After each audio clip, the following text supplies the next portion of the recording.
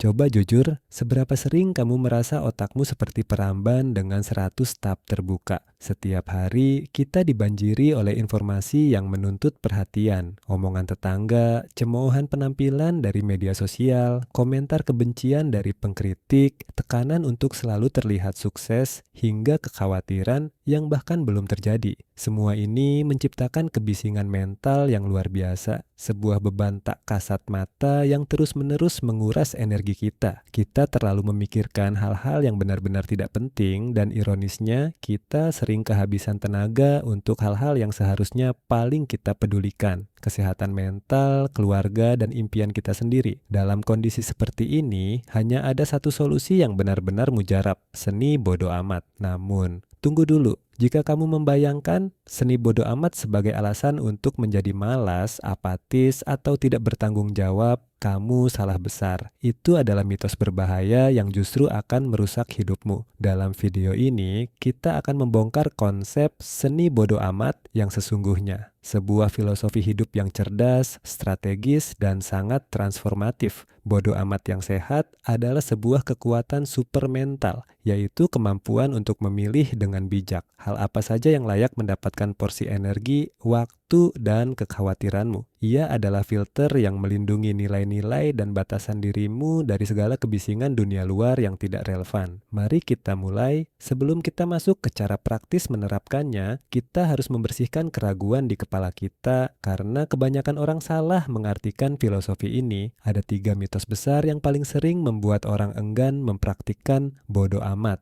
Mitos pertama adalah bahwa seni bodo amat sama dengan sikap malas atau apatis. Banyak yang berpikir, jika saya menerapkan bodo amat, saya akan berhenti berusaha di kantor, saya akan menunda-nunda pekerjaan, atau saya akan mengabaikan tanggung jawab. Ini adalah interpretasi yang dangkal. Realitanya, bodo amat yang sehat justru membuat kamu lebih fokus dan produktif. Ketika kamu memilih untuk bodo amat pada hal-hal remeh, seperti gosip kantor yang tidak penting atau kritik tidak konstruktif dari orang asing di internet, kamu melepaskan beban yang tidak perlu. Energi yang tadinya kamu gunakan untuk merasa kesal, marah, atau membela diri sekarang bisa dialokasikan sepenuhnya ke usahamu, menulis laporan dengan lebih baik, belajar keterampilan baru, atau menghabiskan waktu berkualitas dengan orang tercinta. Bodo amat berarti kamu hanya peduli pada usahamu yang bisa kamu kendalikan, bukan pada hasil yang sepenuhnya berada di luar kendalimu. Mitos kedua adalah bahwa mempraktikkan bodo amat menjadikanmu manusia egois dan tidak peduli pada lingkungan konon. Orang yang tidak peduli dengan opini publik adalah orang yang sombong dan hanya mementingkan diri sendiri. Anggapan ini muncul karena kita terbiasa hidup di budaya yang menuntut validasi eksternal.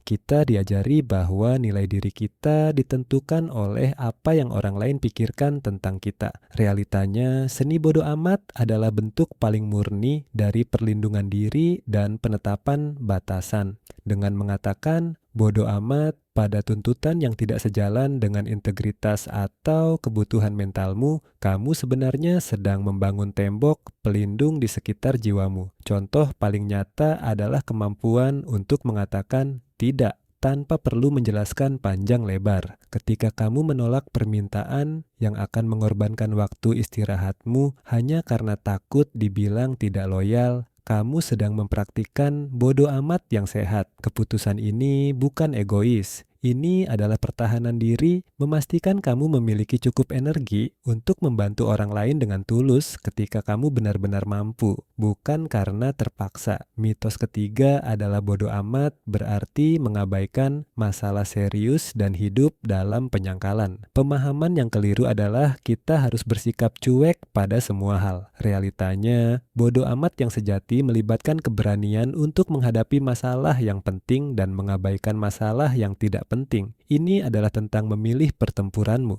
Orang yang benar-benar menguasai seni ini tidak menghindari masalah keuangan yang serius atau mengabaikan kesehatan mereka. Sebaliknya, mereka mengalokasikan seluruh fokus dan energi mereka untuk memecahkan masalah besar tersebut. Mereka berhasil karena mereka telah membuang semua gangguan dan kebisingan kecil, sehingga pikiran mereka jernih untuk membuat keputusan strategis dan sulit. Jadi, buang jauh-jauh mitos bahwa Bodo amat adalah jalan pintas menuju kemalasan. Ini adalah jalan menuju kejelasan mental dan alokasi energi yang efisien. Sekarang, mari kita bicara tentang praktik, bagaimana cara kerjanya. Untuk menguasai seni bodo amat yang sehat, kamu perlu memasang 3 filter di pintu gerbang pikiranmu. Setiap kali ada kekhawatiran, kritik, atau tuntutan baru yang mengetuk, jalankan melalui 3 pertanyaan ini. Jika jawabannya tidak pada salah satu pertanyaan, saatnya untuk mengatakan bodo amat. Langkah 1,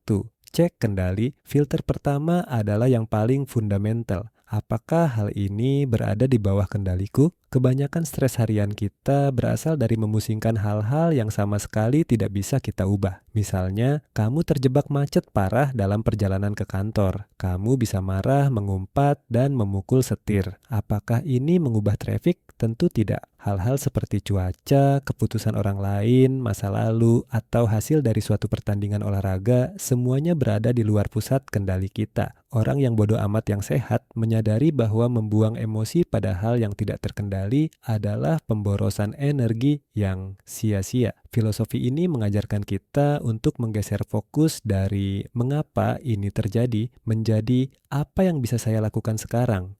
Dalam kasus macet, yang bisa kamu kendalikan adalah reaksimu. Mendengarkan siaran audio, belajar bahasa, atau meditasi singkat, pindahkan fokusmu dari hasil eksternal yang kacau ke tindakan internal yang produktif. Ketika kritik datang, kamu tidak bisa mengendalikan apa yang orang lain pikirkan, tetapi kamu bisa mengendalikan bagaimana kamu merespons atau bahkan apakah kamu merespons sama sekali. Jika tidak bisa dikendalikan, beranilah untuk melepaskannya. Langkah 2, cek nilai diri. Filter kedua adalah filter nilai diri dan ini lebih dalam. Apakah hal yang memusingkan ini sejalan dengan nilai-nilai dan tujuan terpenting dalam hidupku? Kita sering terperangkap dalam drama yang tidak perlu, yang sebenarnya tidak relevan dengan esensi diri kita. Bayangkan, kamu sedang membangun bisnis impianmu, tetapi kamu menghabiskan 1 jam setiap malam untuk berdebat dengan troll anonim di internet tentang topik politik yang tidak kamu kuasai. Debat itu menguras energi, membuatmu stres, dan bahkan merusak tidurmu. Nilai terpentingmu adalah inovasi dan pertumbuhan bisnis, sementara debat online itu adalah gangguan yang tidak memberikan nilai tambah apapun pada tujuan hidupmu. Seni bodo amat adalah komitmen pada nilai-nilai intimu. Jika suatu masalah, opini, atau tuntutan tidak mendukung kesehatanmu, integritasmu, perkembangan kariermu, atau kebahagiaan orang yang kamu cintai, maka itu hanyalah kebisingan. Orang yang cerdas tidak peduli pada kebisingan. Mereka hanya peduli pada frekuensi yang membawa mereka lebih dekat pada tujuan hidup mereka. Ini adalah proses penyaringan yang kejam. Jika tidak relevan dengan nilai-nilai terbesarmu, maka itu tidak pantas untuk kamu pusingkan.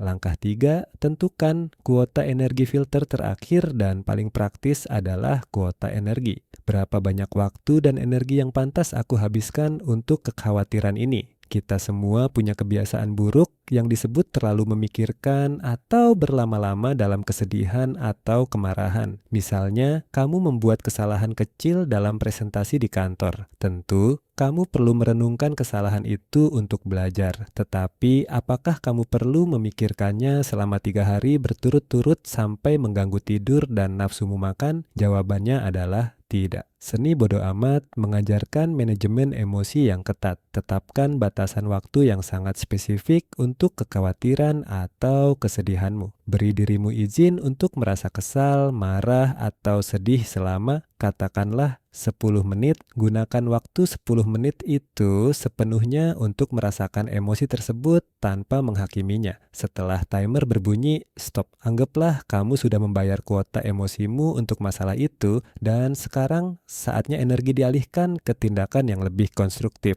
Mengendalikan kuota energi ini adalah tindakan disiplin diri tertinggi dari seni bodo amat. Jangan biarkan terlalu memikirkan yang hanya butuh 10 menit memakan 10 jam kehidupan produktifmu. Pada akhirnya, seni bodo amat bukanlah tentang mengabaikan dunia. Ini adalah tentang pengalokasian energi yang cerdas dan strategis. Ini adalah keputusan sadar untuk hanya berinvestasi pada hal-hal yang benar-benar berdampak positif pada kehidupanmu. Menguasai seni ini bukan berarti kamu tidak pernah stres, tetapi berarti kamu memilih stres yang konstruktif, stres yang mendorongmu maju, bukan stres yang melumpuhkanmu. Mulailah hari ini dengan 3 filter tersebut. Cek kendali, cek nilai diri, dan tentukan kuota energi. Dengan begini, kamu akan menemukan bahwa banyak sekali beban yang kamu bawa selama ini hanyalah beban fiktif yang tidak perlu melepaskannya akan membebaskan ruang di kepalamu untuk kreativitas, kedamaian, dan kebahagiaan yang jauh lebih otentik. Bodo amat yang sehat adalah jalan menuju kehidupan yang lebih terarah, lebih damai, dan pada akhirnya lebih bermakna. Ini bukan akhir dari kepedulian.